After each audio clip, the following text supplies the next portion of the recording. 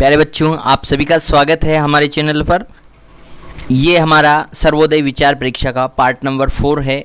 इसमें वो सारे इंपॉर्टेंट प्रश्न हम देखने वाले हैं। तो चलिए बिना किसी देरी के हम शुरू करते हैं। उससे पहले मैं आप सभी से कहना चाहूँगा, अगर आप चैनल पर पहली बार आए हैं तो चैनल को सब्सक्राइब करना ना भूलें। चलिए 26वां प्रश्न है, गांधी जी की अहिंसा के संबंध में कौन सा कथन सत्य है?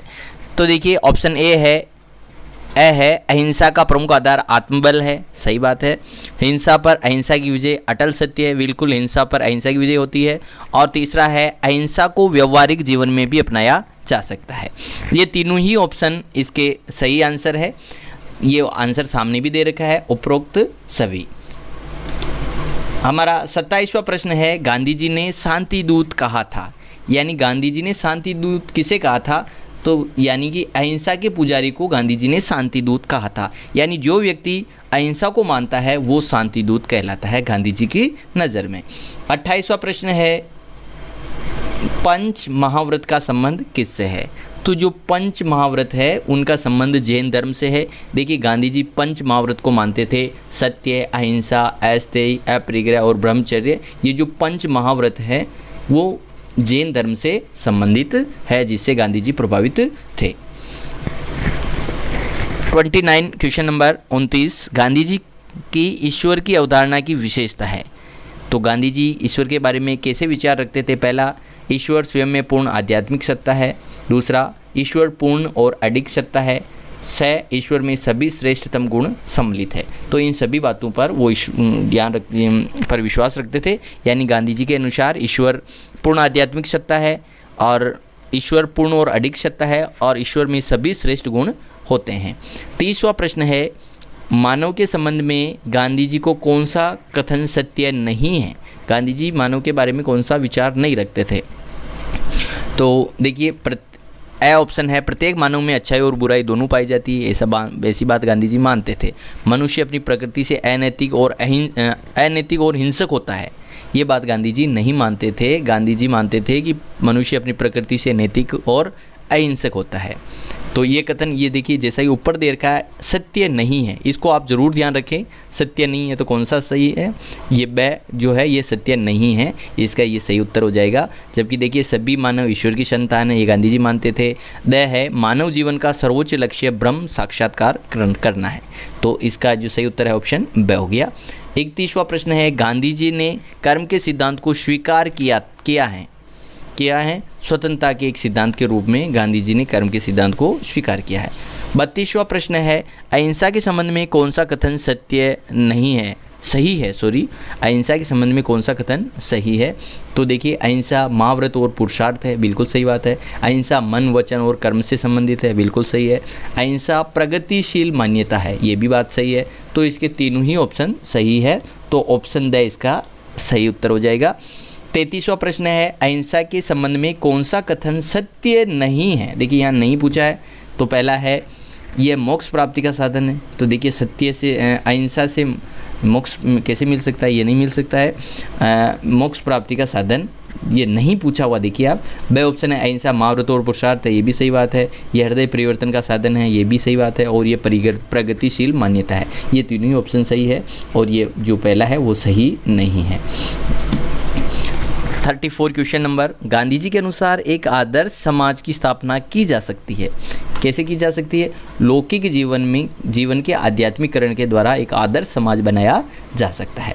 35वां प्रश्न है, गांधी जी ने सत्य का एक अर्थ बताया था। गांधी जी के अनुसार सत्य क्या है? तो सत्य ईश्वर है, ऑप्शन ब इसका सही उत्तर है। ये देखिए ये वीडियो तीनों ही ग्रुप के लिए है। देखिए 6 से 8 और 9 to 12 और कॉलेज विद्यार्थियों के लिए, सभी के लिए ये वीडियो इम्पोर्टेंट है।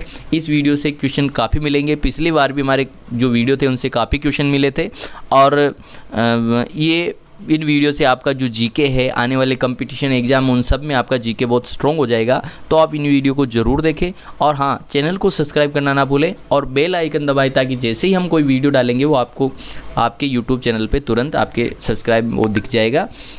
अगला प्रश्न देखते हैं बिना टाइम वेस्ट किए। 36 क्वेश्चन नंबर है, अपरिग्रह का क्या अर्थ होता है? तो अपरिग्रह का अर्थ होता है आवश्यकता से अधिक कष्ट न देना, आवश्यकता से अधिक वस्तुओं का संग्रह न करना, आवश्यकता से अधिक पीड़ा न पहुंचाना, आवश्यकता से अधिक असत्य न बोलना। तो अपरिग्रह का क्या अर्थ होता है? आवश्यकता से अधिक वस्तुओं का संग्रह न करना।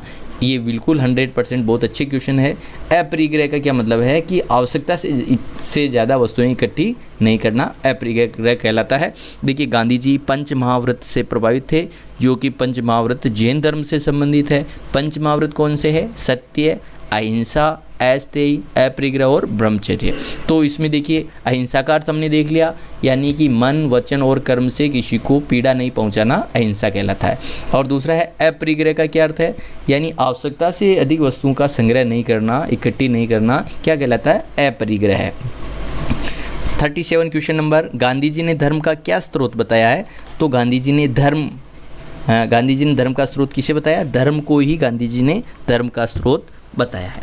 38वां प्रश्न है, उपकार के बदले उपकार करने में ही खूबी है। ये गांधी जी ने ये बात कहाँ से सीखी थी?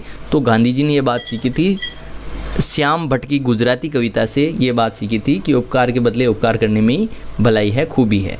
39वां प्रश्न है, गांधी जी को उनके मित्रों ने कानून की उलझनों के संबंध में किससे परामर्श लेने का सुझाव दिया था? तो गांधी जी के मित्रों ने सुझाव दिया था दादा भाई नेहरू जी से कानून के संबंध में सलाह लेने का सुझाव दिया था। ऑप्शन द ऑप्शन इसका राइट है। 40वां प्रश्न है, grand old man of India के नाम से किसे जाना जाता है? तो दादा भाई नेहरू जी को जाना जाता है। 41वां प्रश्न है, महामना के नाम से किसे जाना जाता है? तो महामना कहते हैं मदन मोहन मालवीय को महामना के नाम से जाना जाता है। ऑप्शन ए इसका राइट आंसर है। 42वां प्रश्न है, मेरे स्वामी तो भगवान हैं और वे ही मेरे जीवन की डोर है। ये कथन किसका है? तो ये कथन है मुक्तानंद जी का ये कथन है। 43 क्वेश्चन नंबर, महात्मा गांधी का कोऑपरेशन शब्द का प्रथम बार प्रयोग कब किया गया था? तो ये गांधी जी ने कोऑपरेशन शब्द का प्रयोग किया था पंजाब की एक सभा में कोऑपरेशन शब्द का प्रयोग किया था। 44वां प्रश्न है, रुई की पुनी बनाने वाले की खोज का जिम्मा किसने लिया था? तो रुई की पुनी बनाने वाले की खोज का जिम्मा लिया था गंगा बहन ने। अगला प्रश्न है 45वां प्रश्न, नागपुर अधिवेशन में कौन से महत्वपूर्ण नेता अनुपस्थित रहे थे? तो नागपुर अधिवेशन में लोकमान्य बाल गंगाधर तिलक अनुपस्थित रहे थे। 46वां प्रश्न है, महात्मा गांधी पंजाब में प्रथम बार किसके घर ठहरे थे? तो जब पंजाब गए थे महात्मा गांधी जी तो राम भजन दत्त चौधरी के घर पे ठहरे थे। क्वेश्चन नंबर 47, कांग्रेस की ओर से पंजाब में किसकी जांच की जा रही थी? तो पंजाब में फैली महामारी की जांच की जा रही थी।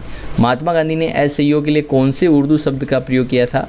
तो तुर्के मवालात इस शब्द का प्रयोग किया था। गांधी जी ने असहयोग के लिए तुर्के मवालात शब्द का प्रयोग किया था। अगला प्रश्न है क्वेश्चन नंबर 49, असहयोग के प्रस्ताव को पारित करवाने में किसका सहयोग रहा? तो असहयोग का प्रस्ताव पारित करने में सरदार वल्लभ भाई पटेल का सहयोग रहा था।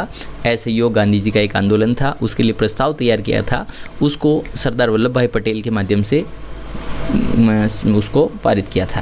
क्वेश्चन नंबर 50वां है, मुंबई में चरखा चलाने व सिखाने का कार्य किसने प्रारंभ किया था? तो शिवाजी ने इसके लिए चरखा चलाने और सिखाने का कार्य किया था। 51वां प्रश्न है, नागपुर अधिवेशन की बैठक के सभापति कौन थे? तो इसके जो नागपुर में कांग्रेस का अधिवेशन हुआ था जिसमें असहयोग का प्रस्ताव पास किया गया था, उसके अध्यक्ष थे राघवाचार्य। 52वां प्रश्न है, साम्राज्य के अंदर रहकर ही स्वराज्य प्राप्त करने की बात का समर्थन पंडित मदन मोहन मालवीय जी के साथ किस प्रमुख नेता ने किया था? तो वो थे मोहम्मद अली जिन्ना। उन्होंने मोहम्मद अली जिन्ना और मदन मोहन मालवीय ने मिलकर स्वराज्य प्राप्त करने की बात का समर्थन किया था।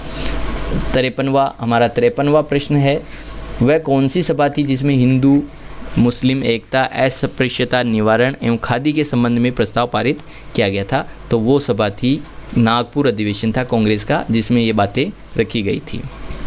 अगला 54वां प्रश्न, किस मिल मालिक ने महात्मा गांधी का सहयोग किया था? तो वो थे उमर सोमानी। ऑप्शन से इसका राइट आंसर है, उमर सोमानी मिल मालिक थे जिन्होंने गांधी जी का सहयोग किया था। महात्मा गांधी और गंगा बहन के प्रयासों से कहाँ की खादी प्रसिद्ध हो गई थी?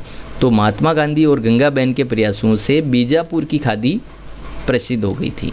महात्मा गांधी और गंगा बहन के प्रयासों से। अगला प्रश्न है, पंजाब के दौरे के दौरान महात्मा गांधी किसके संपर्क में आए थे? तो सूत काटने वाली स्त्रियों के संपर्क में पंजाब का जब दौरा किया था उस दौरान गांधी जी उनसे संपर्क में आए थे। अगला प्रश्न है, महात्मा गांधी को कब महसूस हुआ था कि वे गलत रास्ते पर जा रहे हैं? तो महात्मा गांधी को कब महसूस हुआ? जब वे खेड़ा के रास्ते पर जा रहे थे। खेड़ा जो सत्याग्रह हुआ था उस दौरान उनको पता चला, उन्होंने महसूस किया था। अगला प्रश्न है, गांधी जी के द्वारा असहयोग का प्रस्ताव कहाँ रखा गया था? तो गांधी जी के द्वारा असहयोग का प्रस्ताव रखा था गुजरात परिषद में रखा गया था और बाद में इसको नागपुर अधिवेशन में रखा गया था। अगला प्रश्न, अमृतसर कांग्रेस में स्वागत समिति के सभापति कौन थे?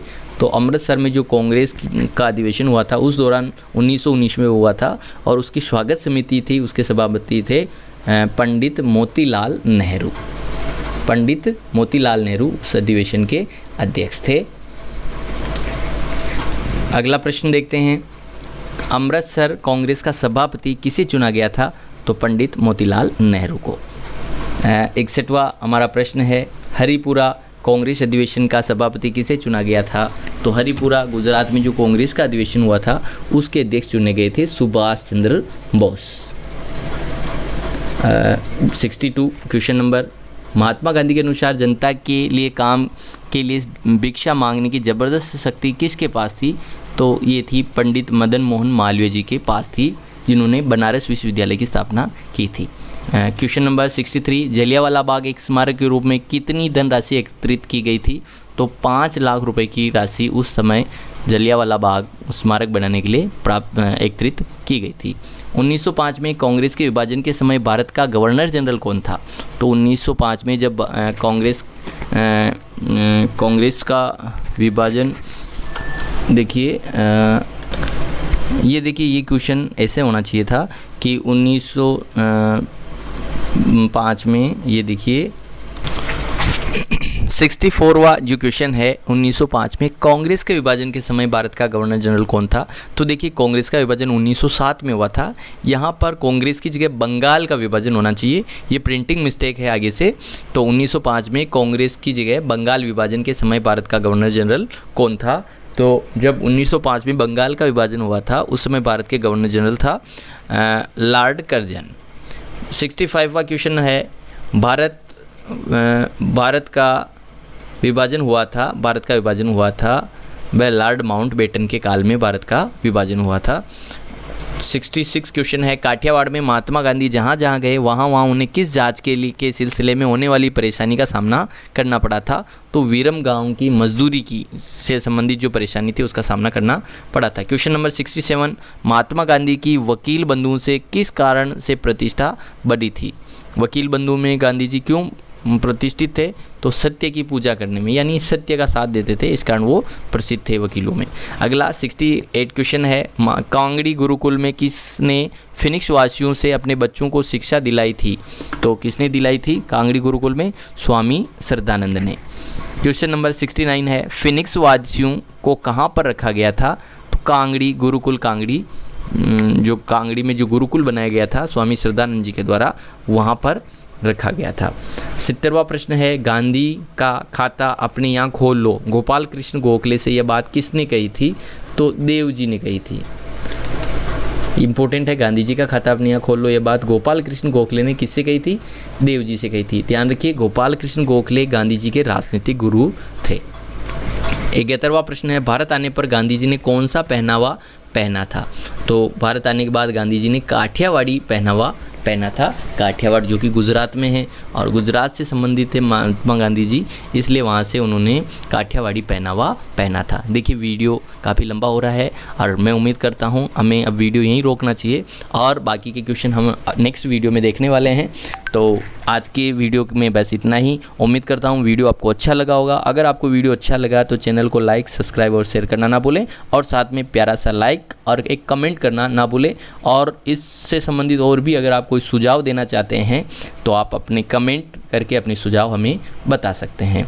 तो चैनल को सब्सक्राइब कीजिएगा। वीडियो देखने के लिए आप सभी का धन्यवाद। थैंक्स।